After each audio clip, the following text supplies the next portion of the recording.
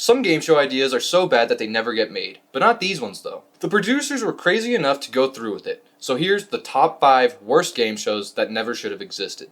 Number 1. Shafted. 20 episodes were filmed and only 4 aired. Shafted was a British game show that aired from November 5th to November 26, 2001. Hosted by Robert Kilroy Silk, the show featured 6 players who secretly declared how much money they wanted to receive, with a maximum of £25,000.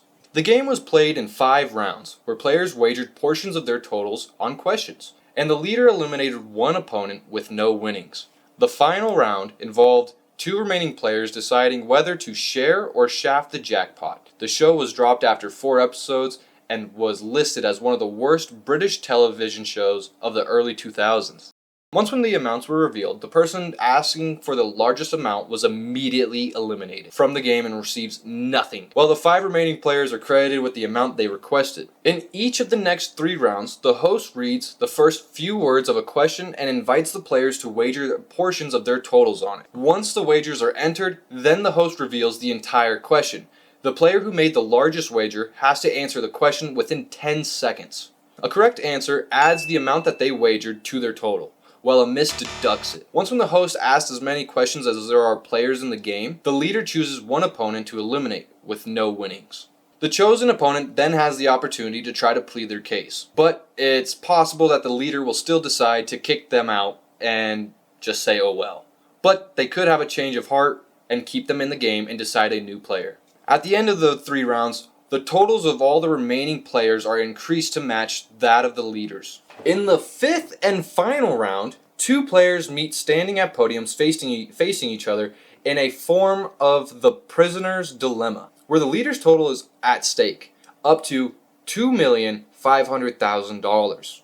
A brief snippet of a backstage interview with each player is shown to the audience, after which they both must secretly decide to share or shaft. Their choices are revealed to home viewers, but not the audience, the host, or other players, and they are given the chance to discuss the situation and change their decisions if they wish. Their final choices determine the fate of the jackpot. If they both share, they split the money 50-50. If one chooses share and the other one chooses shaft, the shafting player wins all the money. They both go shaft, nobody wins anything, and you just wasted your whole life for this moment. In the final episode of Shafted, Elaine Thorpe and Ralph Short both decided to shaft each other out of $217,000, making them the highest losers on the show. That's ridiculous. $217,000. And that's not just dollars, it was actually pounds. So that's a little bit more, that's like $300,000. Because of this, the show is often remembered for its controversial and competitive format. The cancellation was attributed to poor ratings and poor choices of hosts. Overall, the show's cancellation marked a significant loss for its creators and fans alike. These are just a couple honorable mentions for episodes. In the pilot, with Richard Madley, Darren Bird, and Dawn Sturges, they all decided to share £153,000. In the final episode, we already know about Elaine and Ralph. They became the highest losers. In one of the unaired episodes, one player burst into tears after being shafted out of £120,000. Yeah, I think anybody would be. In the pilot, the game was also initially played with 10 contestants instead of 6. The 4 greediest and the one most conservative were booted straight away. That's kind of funny. Number 2, The Moment of Truth. With 38 episodes filmed and 15 unaired, The Moment of Truth is the American game show based on the Colombian, I'm not even going to try to say that format, Nothing But the Truth. Contestants answer a series of 21 increasingly personal and embarrassing questions to receive cash prizes. The show was hosted by, what the fuck? Marky Mark? Oh no, it's Mark L. Wahlberg, not Mark Wahlberg. Was hosted by Mark Wahlberg and ran on the Fox network from January 23rd to August 28th, 2008. With the first episode being aired, it was around the same time as American Idol first being hosted. But surprisingly, it got 23 million viewers, the highest rating premiere at that point in 2008. Prior to the show, contestants would be asked 100 questions and hooked up to a polygraph test to confirm their answers. Although in Season 1, they were only asked 50 questions instead of the normal 100. Many of the questions were then asked again in front of the studio audience during the actual taping of the program. Without knowing the results of the polygraph test, They are asked 21 of those same questions again on the program, each one becoming more and more personal. If the contestants' answers align with the polygraph test answers, then they move on to the next round. However, should a contestant lie in their answer, as determined by the polygraph test, or simply refuse to answer a question after it has been asked, the game just ends.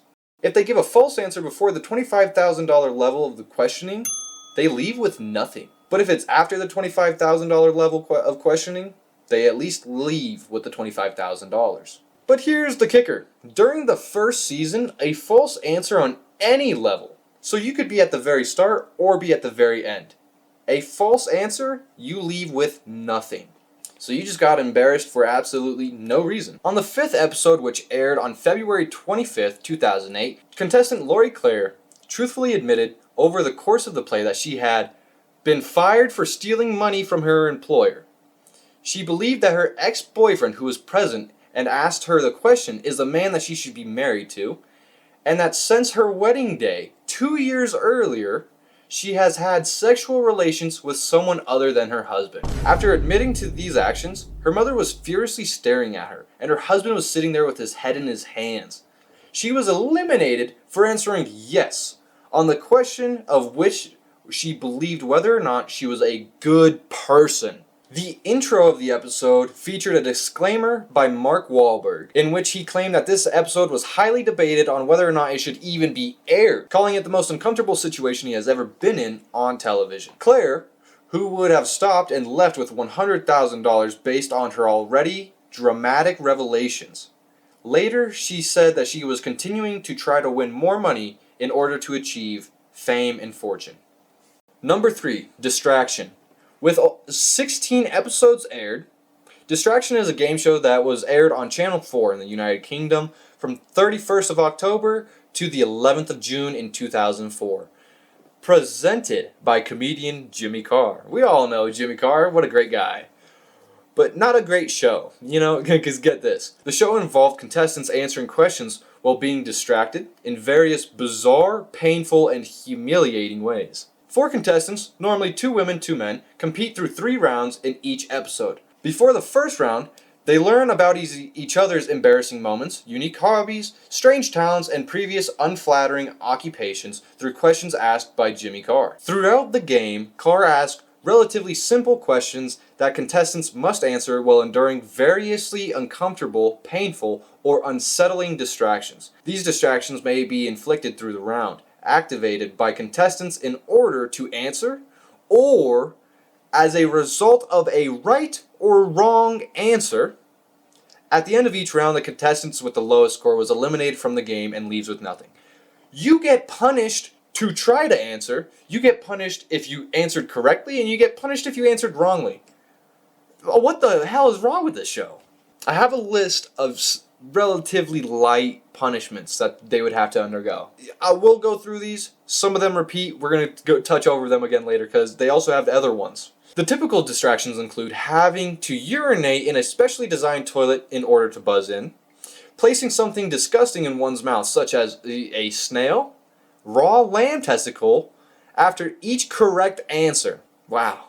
I'm sorry, that just kind of like hit a gag reflex. Another one is being shot with a paintball gun for each wrong answer or whenever the opponent answers correctly, while wearing no protective equipment except a crash helmet and a face shield. And then this other one, what does that say there? Oh, being body slammed continuously by a wrestler.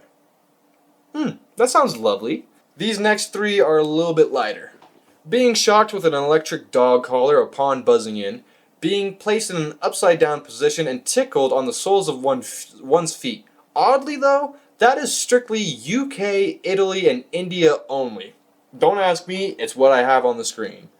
Round 1, and this is only a round 1 punishment, a self-inflicted distraction, such as attaching clothespins to your face, will give you bonus points if you're awarded the most successful at the end of the round.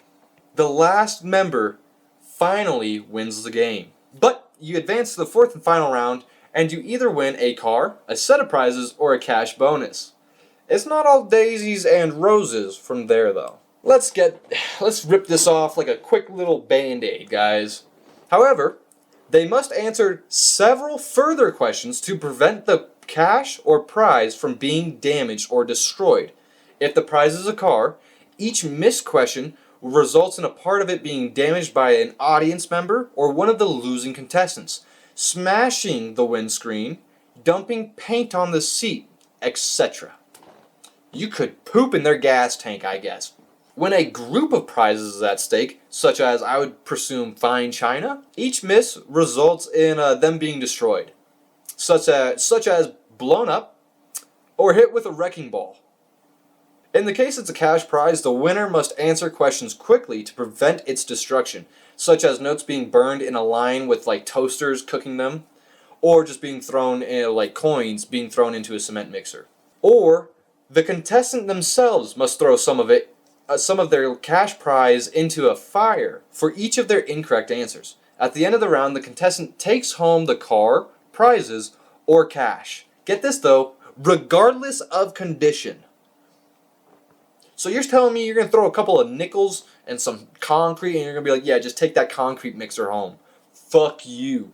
This is where we get to have a really fun time. These are an example of a couple more games that are used, Brain freeze. Players ring in to answer questions by drinking a shot of blue raspberry slushy and then slamming the glass down. That's not too hard. That's pretty good. I was kind of expecting something worse. I was a little worried there for a second. Oh, this one's called Fan Club. Players ring in to answer by stopping a fan with their face. Oh. Pie in the face. When players ring in, they are hit in the face with a pie tin containing something. It starts with pie, followed by mustard, then honey, then just dried rice. Yeah, the dried rice could be sticking up like this and just fucking... I mean, I don't know why they did that. Of course, pissing buzzers, a specially made toilet you gotta pee into to answer. Eyes wide open. Oh my god. Players are strapped to electric chairs, and every time they blink, they are zapped. Players ring in normally to answer questions. About halfway through the round, the difficulty is increased when people come out smoking cigars and blowing the smoke in the players' faces, causing them to blink even more. You're giving my eyeballs cancer. But that's not even the best one. This is the best one. Nudist turntables. Nudists are brought out and presented. And the answers to the questions that are going to be asked are given to the nudists. And they are put on their body, wherever they choose, as stickers. And when a question is answered, the players have to find the right answer and give it in for it to count. But it's not like as simple as, oh, here's the sticker on my hand. I peeled it off with my hand. No. Use your teeth. Use your teeth. Yeah, get your mouth on there. Peel that sticker off with your teeth. I'm not making this up. That's the rules. The final episode of Distraction was in 2005 and was canceled for a variety of bizarre and painful distractions designed to test contestants mentally and physically. Doesn't say much other than that. Okay, this is a quick warning. These next two are pretty intense game shows. If you think those first three were bad, you might want to reconsider watching from this point on, just as a heads up. Viewer discretion is advised. Number 4, The Chamber. 3 out of 6 episodes aired. The Chamber is an American game show on Fox that aired in January 2002. The show featured contestants answering questions while strapped into a torture chamber, in which they were exposed to either hot or cold temperatures alongside environmental extremes, such as high winds or simulated earthquakes. Yeah. Sportscaster Rick Schwartz hosted the show. After only 3 of its 6 taped episodes, the show was canceled due to declining ratings and the controversy of the show's content. Oh, this one warms me up, baby. Pre-game face-off. To begin, 2 contestants, always one male, one female, were given a category by Rick Schwartz. The contestants went back and forth providing a single answer that fit in the category until one person either gave an incorrect answer, duplicated an answer, or took too much time coming up with an answer. At that moment, the opponent could score a point by just giving one more right answer. The first to score 2 points in this way moved to the main Game, baby. Main game. Before entering the chamber, the contestants were offered a $500 buyout to leave the game. Don't come back. Scram. To begin, contestants were strapped into their chair, with arms raised above their head. During the pre-game setup, a computer would choose whether the contestants would play against the hot or cold chamber. The rules, baby. Each player's goal was to answer as many questions and try to last in the chamber as long as possible. The players would be winners if they remained in the chamber, or they answered all the questions correctly. Through all 7 rounds, though. Yeah, that's right. It's not just 1 round, it's 7 rounds. Otherwise, the game would end in any of the following ways. Answering 2 consecutive questions incorrectly. So you get 2 wrong answers and get out, bud. The player's stress quotient exceeding the determined danger zone. Basically, they had your vitals hooked up, and if you started to get too high of a blood pressure, too high of a body temperature, or too low if you were in the cold chamber, they would have medics kind of come up, check on you real quick, and if you're unable to proceed, you're gone. And with that, the show's medical staff could stop the game if they felt a player would not be able to continue. But this had never happened, except for one contestant. Jennifer Bossa nearly reached that point and had to receive clearance from the show's medical staff in order to continue. So, yeah, it seems like it's pushing people to their limits, just to say the least. The player would voluntarily end the game by saying, "Stop the chamber." That's all the ways that you could end this game. As each round begins, 1 minute was put on the clock, and questions were asked to each of the player worth $1,000 if they answered correctly. If the game ended, for any of the reasons above, the money was cut in half. If a player beat the level, the game would go into a stop-down mode for 10 seconds, allowing Schwartz to check the contestant's status and make sure that they are in good condition to keep going. The maximum amount of questions was not stated, but with 6 questions per level and 7 levels, the potential top prize would be $126,000. These are the conditions of the chamber, though. Should we go with what the hot chamber does, the cold chamber, or what they both have in common? Let's go with what they have in common. A wind gust of 40 miles an hour or 64 kilometers an hour, air cannons periodically blasting towards the contestants with up to 140 miles per hour winds or 230 kilometers an hour winds. Simulated earthquakes increasing in intensity, electrodes connected to the player's muscles, oxygen levels gradually descending to 70%. Yeah, this doesn't sound fun just on the shared parts. But wait. Let's just get to the individual parts. Internal temperature for the hot chamber begins at 110 degrees Fahrenheit or 43 degrees Celsius, and increased towards a maximum of 150 degrees Fahrenheit or 66 degrees Celsius. The chair also moves, though. First, it just rocks back and forth. Then it starts going up and down. Then it starts doing 270-degree rotations, and then it just does complete circles, making you dizzy. But that's not it for the hot chamber, you know, because they went Mad Max on it. You got fire shooting out from the contestant, you know, jets shooting flames around the contestant. Isn't that fun? You're like a hot dog at 7-Eleven. Now let's see the cold chamber. Internal temperatures begin at 30 degrees Fahrenheit or -1 degree Celsius, decreasing towards a minimum of -20 degrees Fahrenheit and -29 degrees Celsius. Contestants were occasionally sprayed with water, causing ice to form on their body. The series developer Mike Darnell, the head of the program in Fox, Darnell claimed that he was inspired to make this show by Fear Factor, which had debuted on NBC in 2001. He wanted the chamber to emphasize the visceral effects of the game on the contestants, telling Bill Carter of the New York Times, "I want to hear if they're in pain or suffering." The chambers began taping on Hollywood Center Studios in late December 2001. Sportscaster Mike Varsan, I believe that's how you say his name, was initially chosen to host but objected to the show's content and quit, walking off set in disgust during the rehearsal. This is just, like, the fact that this idea was approved is insane. During production, a technical malfunction briefly left a contestant trapped inside the hot chamber, with crew members unable to release them from the set or turn off the heat. For some moments. It doesn't say a set time. Minutes, hours, moments. I'm going to say roughly like 15 minutes at least. That's me assuming. Might not be true though. Though they were freed without injury, Gail Berman, the president of Fox, was on set at the time and greatly was disturbed by that incident. The chamber received negative reviews, with Carter reporting that the show caused a critical outcry, subjecting people to what appeared to be torture for the entertainment of television viewers.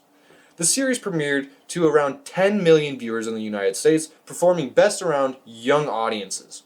But the viewership gradually declined to 5.6 million by the third episode. It was canceled after Fox executives concluded that the controversy around the show, coupled with low viewership, left no reason for them to continue it. Not the fact that you're just genuinely hurting people. Kinda weird. Number 5. Hurl. With 11 episodes aired, Hurl is an American television game show from G4 that premiered on the G4 in the United States on July 16, 2008. It takes a unique twist on competitive eating. The concept is for competitors to alternate between challenges of competitive eating and extreme activities in order to see who will be the last person to vomit. The winner receives a whopping $1,000 cash on the spot. Now, just from that little snidbit there of you're eating food in a food competition, then you're doing LeBron James level activities, and yeah, you just can't puke. I would expect the prize to be more than just $1,000. I don't know if you were even covering somebody's rent at that point with the winnings. The show begins with an unidentified person shopping for food and purchasing the food for the current episode, with a narration about the competition. The intro ends with the clerk asking, "What are you going to do with all this stuff?" Prior to the game beginning, some information is provided via the narrator and on-screen text. All on-screen information for the viewers is done by holding up a post-it note card, or a notebook with handwriting on them. The one simple rule of the game is incorrectly described by the narrator, as whoever eats the most and hurls the least wins. When in fact, the contestant that's the winner is the contestant that pukes last or doesn't puke at all. 5 competitors are introduced by name, height, weight, and occupation. The 5 begin the game by eating large quantities of food, usually a single savory dish accompanied with a drink to help wash it down. All food and drinks are identified as being organic. Okay, great, it's healthy, but you're going to puke it up, so why does it matter if it's organic? The food is placed on deli scales, which are used to determine the amount that is eaten by the competitors through how much is taken off the scale. Of the 5 competitors, only 3 that eat the most in a span of 5 minutes make it to the second round. The second round involves some sort of physical activity or recreational activity, usually one that involves large amounts of spinning. Oh yeah, because that's great. And not just spinning in general, but spinning for 5 minutes. That's gonna freaking make anyone puke, you know?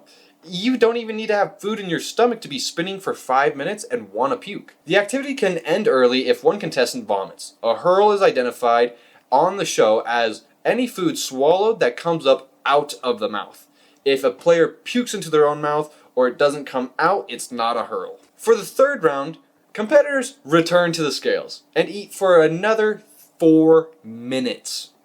Okay, so it's not like, oh, just eat a certain amount of food. Eat for 4 minutes. However much you can shovel in your face is what you gotta work with. Sometimes they eat the same food as the first round, while other times they switch it out with a second food item, usually a dessert, which is just gross. If 3 competitors make it to the third round, then the 2 that eat the most in the third round move on, unless somebody vomits first. After the third round, if 2 competitors are left, a 4th round of extreme activities is done in a sudden bar format. First to hurl loses. Sometimes the extreme activities are done blindfolded to throw off your equilibrium, making you feel like you're spinning more than you actually are and cause more nausea. If necessary, a 5th round of eating and a 6th round of being blindfolded for extreme activities are done as well. So it's not over. You get 6 total rounds. If both players make it through all 6 rounds without hurling, then the one that ate the most during just the 5th round wins the contest. Which seems a little backwards. Why not make it the person who ate the most throughout the whole challenge, not just the round prior? Seems kind of a little weird, but whatever. When a player vomits on screen, the vomit is censored with a number of buckets and a pinball game sound effect plays. The buckets are used to arbitrarily rate the scale of the vomiting, up to an epic 5-bucket blowout. Although in episode 11, a contestant hurls while being spun by a sumo wrestler, and while the narrator observes that on a 1 to 5 bucket scale, it was an 11. They're usually, but not always, preceded with a hurl warning, with a handwritten note in front of the camera. The show also shows various strategies used by multiple contestants, such as eating more food and trying to induce other players to vomit. The last contestant remaining wins a measly $1,000, which is immediately paid by Manny, the leader of the hazmat team.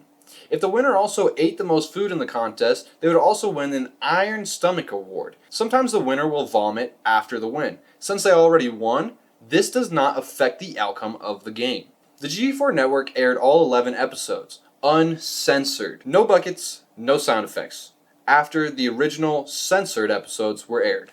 Because of how grotesque this show is, I thought it would be fun to kind of go over the 11 episodes that they had. So I'm going to go by them really quickly.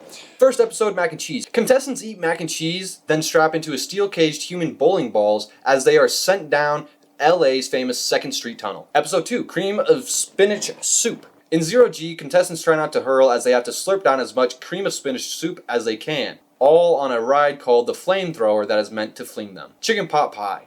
Human gyroscope spinning competitors in 3 gut-wrenching directions after they have consumed a collective 10 pounds of chicken pot pie. Episode 4, broccoli, cauliflower, and cheese sauce. Contestants power down as much broccoli and cauliflower with cheese sauce as they can before gutting it out on the octopus, a multi-armed amusement park ride. Number 5, wonton soup and dim sum. Contestants eat as much wonton soup and dim sum as they can, and then test their own iron stomachs as they do a mega loop on a 60-foot high roller coaster. Number 6, peanut butter and jelly. Contestants binge eat peanut butter and jelly sandwiches that are later followed by ambrosia salads. Then they endure a merry-go-round ride. Number 7, hot dogs and chili dogs. Contestants gobble down hot dogs, then battle it out on a wildly rotating roundup. Survive the ride, earn a second course of chili dogs. Episode 8, franken beans and creamed corn. Contestants binge on franken beans and creamed corn, then ride a mechanical bull. Episode 9, barbecue. Contestants enjoy a barbecue and then go for a stomach-churning swim. Those who make it to the second round gobble up a blueberry pie, then hit the water again. Number 10, noodle soup with sushi. Contestants competitively chow down on noodle soup and sushi, then endure the captain's chair and sumo bump. Episode 11, clam chowders. Contestants pig out on clam chowder, then ride a nausea-inducing spinning teacups. I thought that Hurl seemed like the worst game show, but feel free to let me know what you thought was the worst game show. If you liked the video, make sure to drop a like and subscribe, and feel free to comment what you guys would like to see in the future. With that, thank you so much for watching. I hope you enjoyed. Have a great day. Peace.